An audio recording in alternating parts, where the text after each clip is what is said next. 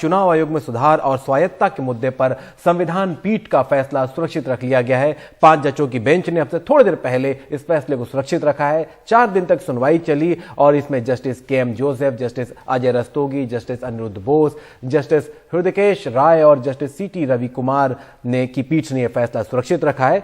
Supreme court अब तय करेगी कि आगे चलकर क्या, जिस तरीके से कॉलेजियम से सीजीआई यानी भारत के मुख्य न्यायाधीश और विपक्ष नेता और पीजी यानी प्रधानमंत्री जो है उनको एक चुना जाता है, क्या उसी तरीके से मुख्य चुनाव आयुक्त और उनके साथ सह चुनाव आयुक्तों की नियुक्ति होगी। इसको लेकर के ये पूरी बहस चल रही है।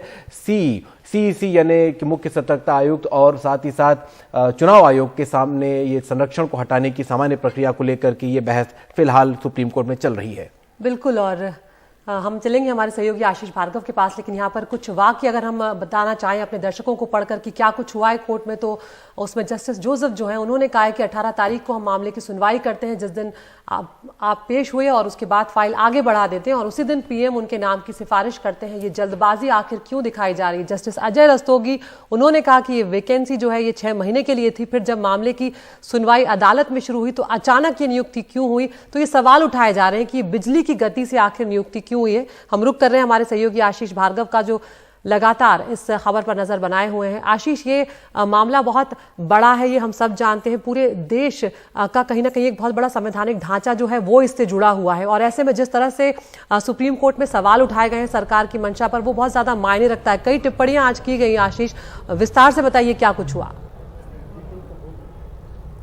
जी देखिए, कल संविधान पीठ ने एक फाइल मांगी थी अरुण गोयल, जिनको चुनाव आयुक्त नियुक्त किया गया है 21 नवंबर को, उनकी फाइल मांगी थी और कहा था कि उनकी नियुक्ति संबंधी फाइल वो देखना चाहते हैं कि किस प्रक्रिया का पालन किया गया है, मानदंड क्या थे। तो वो फाइल आज केंद्र सरकार ने दी थी और उसी फाइल को पढ़ने के बाद बड़े सवाल सुप्रीम कोर्ट ने उठाए। कहा कि बिजली की गति से सुपर फास्ट ये नियुक्ति की गई, एक ही दिन में नियुक्ति की प्रक्रिया भी हो गई, आवेदन भी हो गया, एप्लीकेशन भी हो गई, मंजूरी भी हो गई और आदेश भी जारी कर दिए गए। लॉ मिनिस्टर ने सिलेक्शन कर दिया, पीएम ने मोहर लगा दी।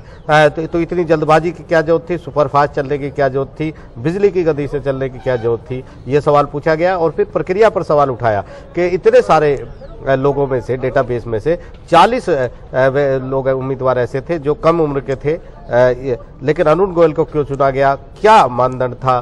4 लोग जो सिलेक्ट हुए, वो 4 लोग इतने सारे लोगों में से सिर्फ 4 लोग जो सिलेक्ट किए कानून मंत्री ने, उनका मानदंड क्या था, क्या प्रक्रिया थी, क्या मैकेनिज्म था।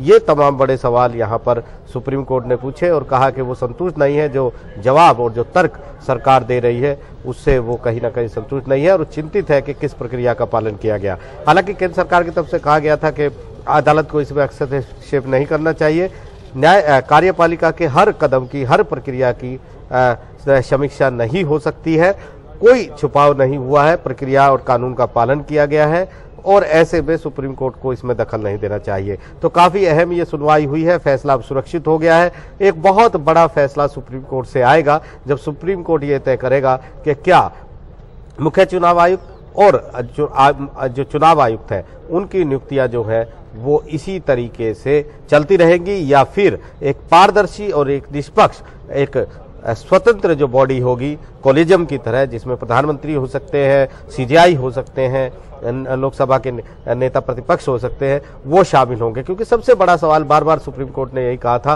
कि पारदर्शिता दिखनी चाहिए। आप यस मैन को जो जी हजूरी करे उसको चुनाव आयुक्त या मुख्य चुनाव आयुक्त नहीं बना सकते हैं। बेस्ट मैन चाहिए, स्ट्रॉन्ग आदमी चाहिए, मजबूत कंधे वाला आदमी चाहिए जो जरूरत पड़ने पर प्रधानमंत्री तक पर भी कार्रवाई कर सके। तो बड़ी टिप्पणियां यहाँ पर इस पूरे केस में हमने सुनी है और एक बड़े फैसले की उम्मीद भी है। एक सवाल ये उठता है, जो सेंटर ने यानी केंद्र ने जो बार बार अपनी दलीलें दी कि भाई आप विधायिका के कार्य में शक्तियों के हिस्से में आप दखल दे रहे हैं, न्यायपालिका घुस नहीं सकती और एक पुरानी परंपरा है जिसका हम पालन कर रहे हैं, इसमें आप हर चीज में अगर नुक्ताचीनी करेंगे तो ये सही परंपरा नहीं बनेगी। इस पर कोर्ट ने क्या टिप्पणी की कि भाई कोर्ट को दखल का कितना अधिकार है, कितना नहीं, जो दलील दी जा रही है केंद्र की तरफ से। जी देखिए, ऐसे तमाम मामलों में सरकारें यही बोलती है कि आपको नहीं देखना चाहिए, आपको दखल नहीं देना चाहिए, लेकिन सुप्रीम कोर्ट के पास बहुत असीमित अधिकार हैं, शक्तियां हैं संविधान के द्वारा, क्योंकि सबसे बड़ी शक्ति 142 के तहत है अनुच्छेद 142, जिसमें उसको ये शक्ति दी गई है कि न्याय के हित में वो कोई भी आदेश जारी कर सकता है, यानी जहां पर वैक्यूम हो, जहां पर कोई खामी हो, उसको वो पूरी कर सकता है। तो यहां सुप्रीम कोर्ट कह रहा है हम कोई कानून नहीं बना रहे हैं, हम तो सिर्फ एक गाइडलाइन तैयार करने की बात कर रहे हैं कि जब तक संसद कानून नहीं लाती है तब तक ये गाइडलाइन जारी रहेगी। जैसे कि सेक्सुअल हैरेसमेंट केस में जो वर्क प्लेस पर जो महिलाओं के साथ जो काम की जगह पर हैरेसमेंट होता है, यौन उत्पीड़न होता है, उस पर विशाखा गाइडलाइन सुप्रीम कोर्ट लेकर आया था। तो वही बात कह रहे हैं कि तब तक हम एक गाइडलाइन बना देते हैं। दूसरी बात उसने सुप्रीम कोर्ट ये भी कह रहा है कि ऐसा नहीं है कि हम चुप बैठे रह सके, क्योंकि ये सीधे सीधे लोकतंत्र से जुड़ता है मामला, और लोकतंत्र में जो चुनाव प्रक्रिया होती है वो लोगों के अधिकारों से जुड़ती है। तो कहीं ना कोई किसी न किसी तरीके से कॉन्स्टिट्यूशनल जो राइट है, ये संवैधानिक जो राइट है वोट डालने का, वो कहीं ना कहीं मौलिक अधिकारों में तब्दील हो जाता है, क्योंकि पारदर्शी चुनाव होना, निष्पक्ष चुनाव होना, स्वतंत्र चुनाव होना, ये भी एक लोगों का मौलिक अधिकार के तहत है कि उसको मौलिक अधिकार ये मिले। और ऐसे में वो कब सुनिश्चित होगा लोकतंत्र में? वो तब सुनिश्चित होगा जब मुख्य चुनाव आयुक्त मजबूत होगा, स्वतंत्र होगा, जब चुनाव आयोग जो है, चुनाव आयुक्त, वो तमाम निर्भीक तरीके से निर्भय होकर अपना फैसला ले सकेंगे, नियम कानून बना सकेंगे, उनके ऊपर कोई दबाव नहीं होगा, कोई भी सरकार उनको बुलडोज नहीं कर पाएगी। तब जाकर ये शायद इसी वजह से सुप्रीम कोर्ट ने ये भी कहा कि इसी वजह से जो संविधान है, संविधान निर्माताओं ने ये लिखा था उस समय के संसद इस पर एक कानून ला सकती है, लेकिन 1991 के तहत का जो एक्ट है उसके तहत सिर्फ 6 साल मुख्य चुनाव आयुक्त का कार्यकाल होना चाहिए, जो भी नहीं होता है।